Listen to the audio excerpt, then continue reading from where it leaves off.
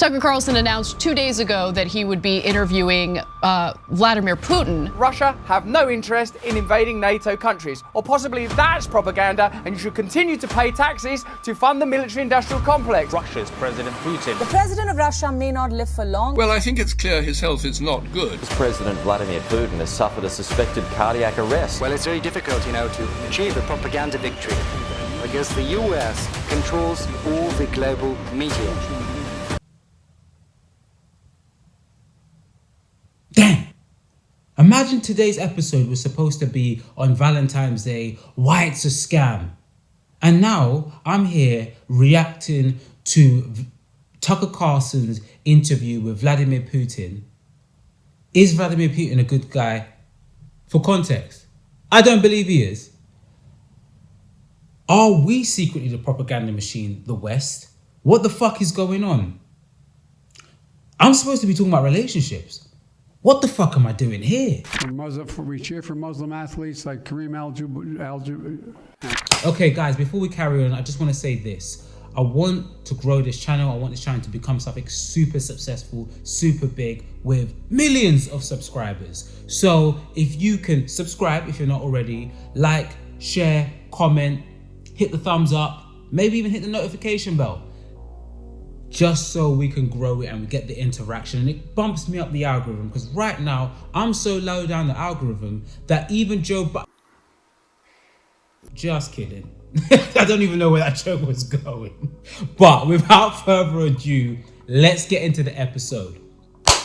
So you can probably tell today's episode is me reacting to Tucker Carlson's interview with Tucker Carlson's interview with Vladimir Putin, where he discusses everything Ukraine, in his interactions with different leaders in the West, him believing that the West is the secret propaganda machine. A lot of people, a lot of mainstream media have pushed back against Tucker Carlson, called him a Vladimir Putin apologist, have called him a mega leader as well, MAGA, which was the right-wing extremist group that supported Donald Trump. I will say this, he's a former Fox analyst. I never saw him as anything more than a right-wing, a bit too lenient at times, Trump supporter, but I never found him too extreme. I found him more or less what you get from Fox News, which is right-wing news. Let's call it what it is. Generally speaking, I think he was quite balanced when he discussed Putin. In my opinion, I think he would say there's this side, but when you're in a room full of lies, and we are funneled with constant lies and one opinion and one narrative about Putin, hey, you're gonna feel a bit uncomfortable. And like I was saying, when you're in a room full of lies, the truth often sounds unsavory. I'm gonna start a journal or a website where I sell my quotes. No, I'm playing. They're not even that good sometimes. They're not even that good. But you're probably wondering where I get them from, and it's all from here. The voices in my head. Okay, so guys, we're going to get into this and start to break apart different parts of the interview. So I thought I'll start with this. The United States need this? What for? Thousands of miles away from your national territory. Don't you have anything better to do? You have issues on the border, issues with migration, issues with the national debt. More than $33 trillion. You have nothing better to do, so you should fight in Ukraine? Wouldn't it be better to negotiate with Russia? Make an agreement, already understanding the situation that is developing today, realizing that Russia will fight for its interests to the end? Okay, guys. Where do I start? Where do I begin? Oh, of course Putin's going to say this because he wants the deal that's on his terms. So of course he's going to play to our better nature.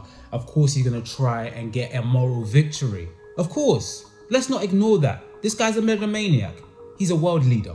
Most world leaders are megalomaniacs.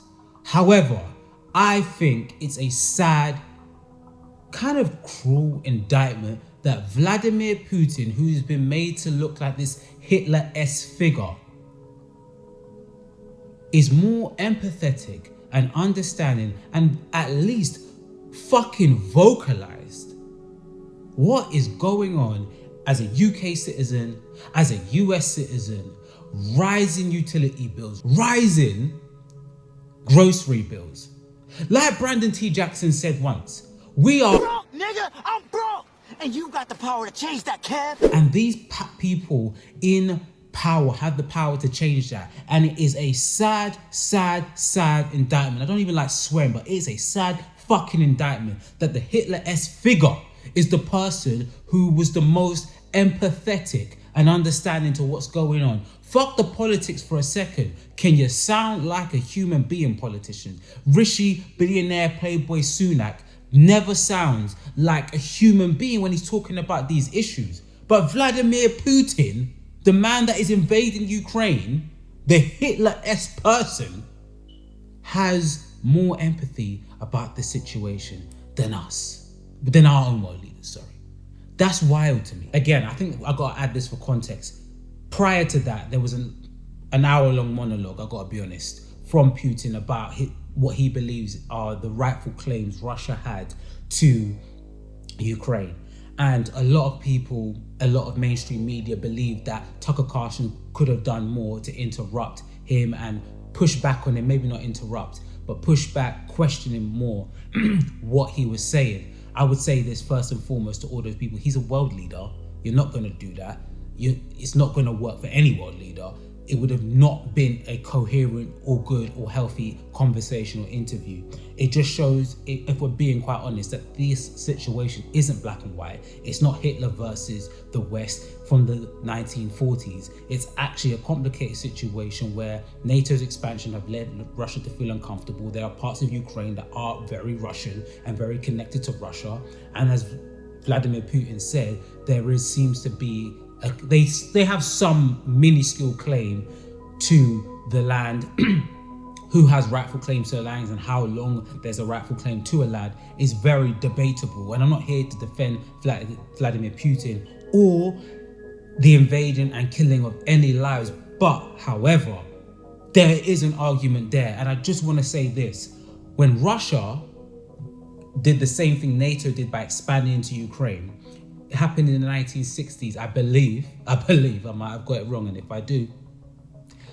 But when Russia tried the same tactic and put something in, a little missile in Cuba, I think it was called the Cuban Missile Crisis, something like that. World War III nearly started. America were this close to letting off a nuclear bomb to Russia. And we're confused as to why Russia feel uncomfortable by the expansion of NATO into Ukraine and why they're behaving like this. I do believe that hour-long rant by Vladimir Putin was a sort of delay. Delay is the wrong word because the interview ended on Tucker Carlson's time. But I would say a confusion tactic, kind of like ticker-tacker, kind of wearing you down by submission, because anyone knows that if you talk for long enough, if you go for long enough, people lose their attention. They start to get distracted. They start to lose focus at the actual point. So I do believe that was a tactic by Vladimir Putin. Again, I don't think he's a good guy. I think he's actually very skilled and very cunning, which I slightly respect. I'm not going to lie. But I do think it was very tactical. And if you see the interview, and it is a bit of a slog, he is phenomenally prepared and phenomenally sharp. And even that clip I just saw you've seen the clips all over the internet, whether that be the last 18 months or recent, where they've said, oh, Vladimir Putin, he's sick, he's senile, he's losing his mind. I've never seen him like this. If you, from that clip alone and the other clips that you see, you tell me and you leave a comment in the comment section if you think he was really, really senile and losing his mind. While we've got Joe bloody Biden over here who literally forgets where he is. Welcome to Kingswood Community Center. Actually, that's the one down I used to work. As a joke. You didn't know where we were anyway. But guys, you know what? I'm too nice to Putin. What's he ever done for me? Putin never done nothing for me. Why is he not trying to negotiate a peace deal? Why is he not trying to do a peace deal? Why am I sitting here trying to bring balance to an argument to a megalomaniac that doesn't even want a peace deal? Hold on. So I just want to make sure I'm not misunderstanding what you're saying. I don't think that I am. I think you're saying you want a negotiated settlement to what's happening in Ukraine.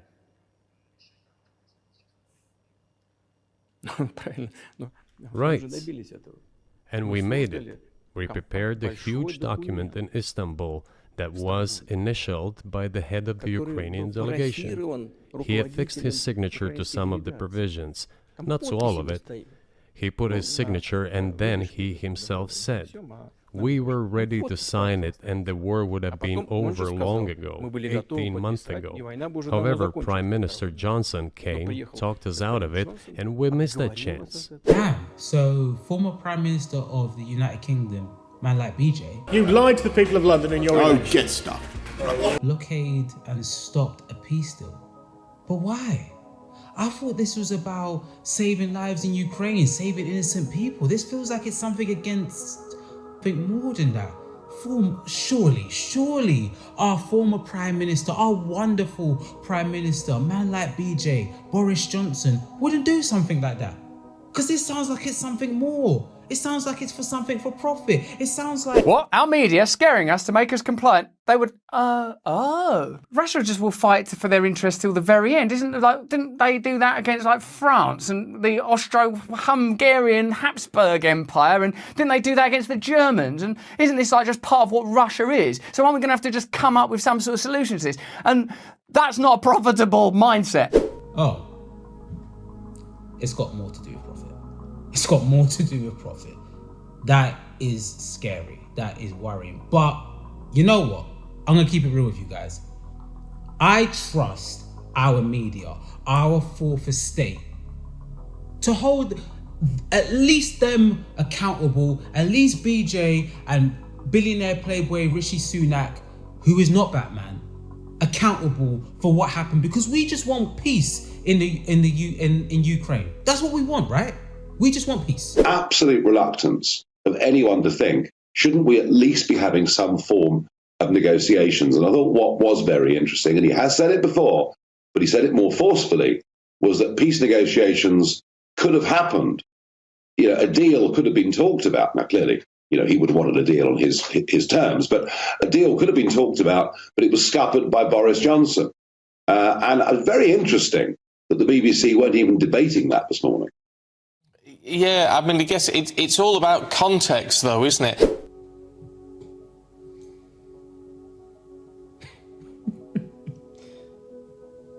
Care to explain the context? And guys, I get it. It's a clip I just threw up in there. So I just save you the trouble and just tell you he didn't explain the context. And I just want to say this on the eve of, probably post Valentine's Day when I release this, that if any of the mandem, are ever caught back doing a madness, just say it's all about context. Because when in doubt, just say context. When in doubt, just say context. Because I don't know what the fuck that was. Context of what? What is the context? Nigel Farage even said, I get it. He probably wanted it on his terms. The clip before that, he said that Vladimir Putin, that Zelensky had signed most of the agreement. By the way, this is all verifiable. You can go look into it. This deal is real. Why wasn't it signed? Again, let's get serious for a second. This to me is a game of chess. The West have a weakening dollar, have a weakening system, and also have exhausted probably every single measure in which to make money. So they are expanding into Ukraine for financial gains, financial purposes, and knew a provocation with Russia would either make them weaker by not reacting or engage in a war. Before any move is made, they have the CIA, MI6, all these different agencies in these places have analyzed and worked out the 3 possible outcomes and have prepared for 4. So when they expanded into NATO and created deals into NATO and created and brought in at best, a very Western friendly leader in Zelensky, they knew that this could start a provocation or lead to more business ties with an Eastern European country where they can make money, because they have exhausted all measures into making money. So they need to find new ways to making money because they are in high debt.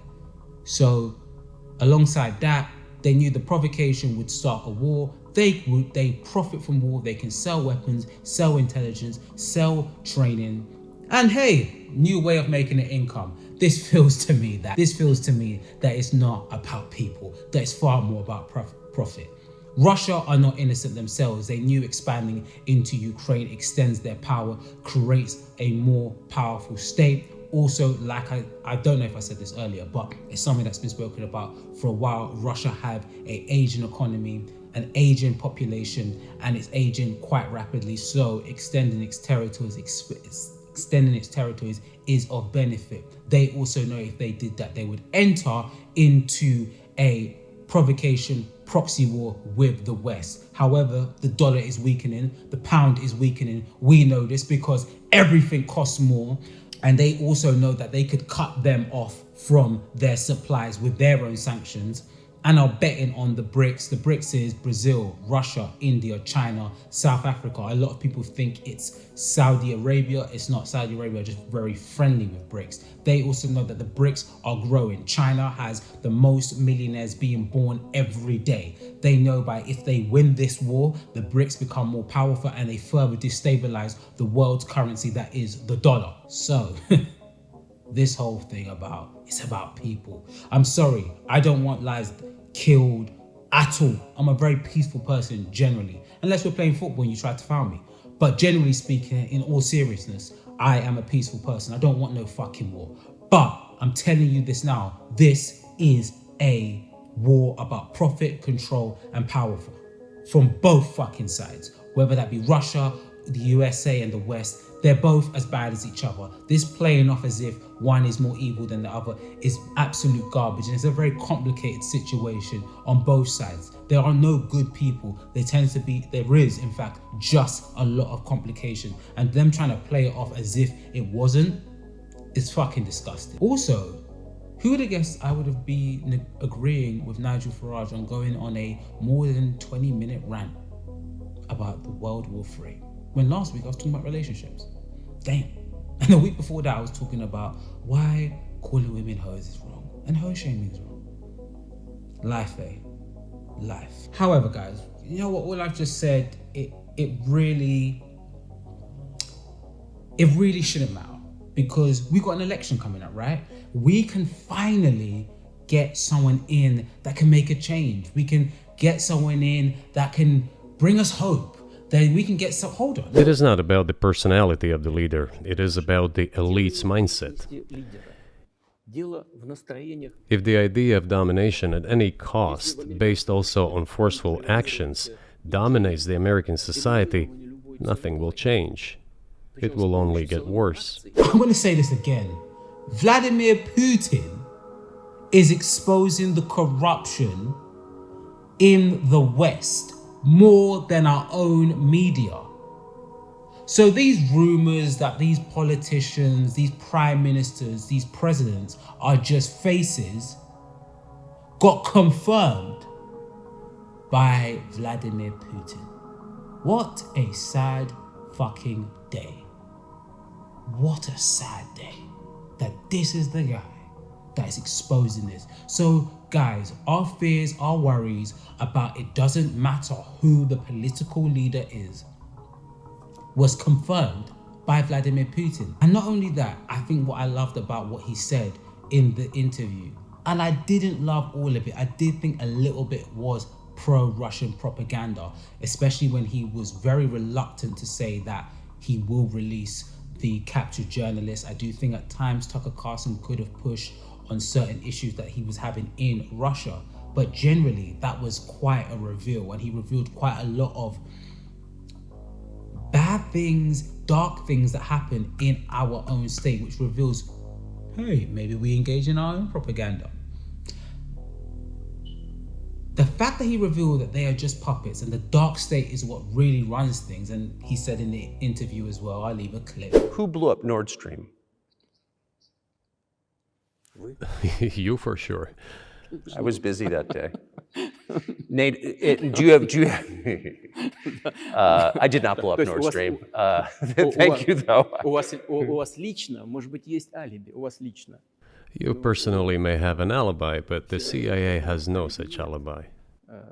Do you have evidence that NATO or the CIA did it?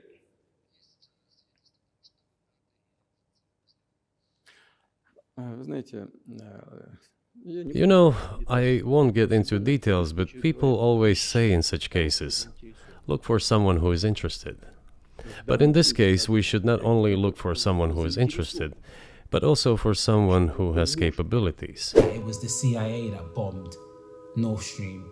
It's the elites, the upper elites, the donors, the dark state that run the country or the West. It's kind of sad that that came from Vladimir Putin. It's kind of sad that it's not our own news outlets that don't report on that and reveal that. It's kind of sad that our own news outlets are focused on the fact that Tucker Carlson didn't interrupt him, the fact that Tucker Carlson is popular in Russia, which actually reveals that there is some American Western news that gets funneled or filtered through to Russia. Funny enough, we get no Russian news and we're accusing them of propaganda. What a world we live in. But again, final thoughts, guys, because I don't want to go on for too long. Question this, because I want to leave this with questions for you to ask yourself. Why is it that when things come out, people always say they're trying to distract us from something? Think about that. Also, why is it that Russia have some access, although limited, because it does engage in its own propaganda?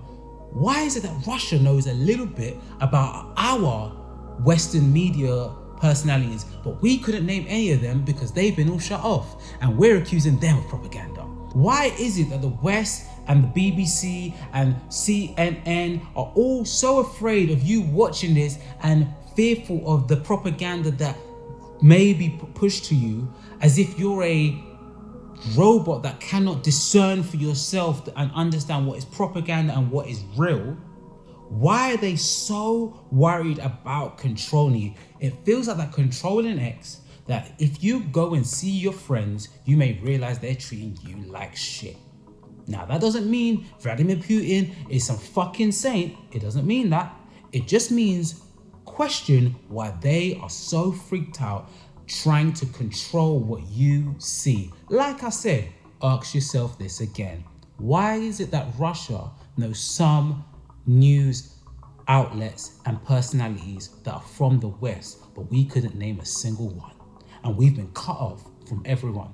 Propaganda, people, what a beautiful thing. I'll end with this. Tucker Carlson could have asked maybe a few more harder questions. There were some softball questions, especially the one about Nord Stream. It was a little bit soft because a lot of news outlets have reported that it's somewhere between CIA and Ukraine, or a combination of both, that bombed the Nord Stream. But hey, you're dealing with a world leader. All people will give softball questions, especially if you're not from the state itself. I did like the question, and he was quite hard with him when he was asking about the captured journalists and releasing him.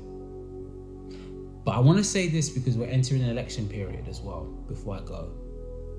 We were questioning Vladimir Putin's sanity, his health, and you've seen in these clips that he seemed pretty healthy. Joe Biden, on the other hand, and Joan Shingang, I'm going to pronounce right, Shanga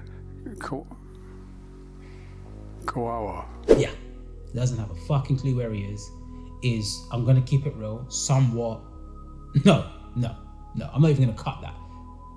He is suffering from senile dementia. And like, I used to say when, like a few years ago, oh, early onset. No, he's fully in the midst of it. He's suffering. Bro needs to be in a care home. All right? No disrespect to no one in a care home, but bro needs to be there, okay? He doesn't know where he is. He's confused most of the time. It's really sad. But we question Vladimir Putin's health. Ask yourself why we did that, and we barely question the sanity of the US president, who still is in charge of the most powerful army ever created, ever. Well, most technologically advanced, I should say. Shout out to the billionaire playboy Rishi Sunak. Shout out to him. And shout out to the BBC, who never questioned Bojo BJ Johnson blockading and stopping the peace deal that happened in Ukraine. Shout out to our BBC. Shout out to them. Shout out to the propaganda that we both engage in Russia and in the West. Let's not be hypocrite, guys. Let's keep truth alive. Let's challenge things when there's time to challenge them. And let's go out and try to find our own information, our own research. It's like COVID, guys. You've got to go out there and discover the truth for yourself. Get out of your echo chamber and discover the truth. Shout out to all of you lot. Like, share, comment, subscribe. I hope you enjoyed your Valentine's Days. And men, if you had your Valentine's Day, I hope you make the money back. Bye. Hey, how did I get in the studio? Everyone saying Russia, Russia, Russia. Fake news, no wonder no one trusts ya. The United Nation filled with suckers. The only journalist I trust is Tucker.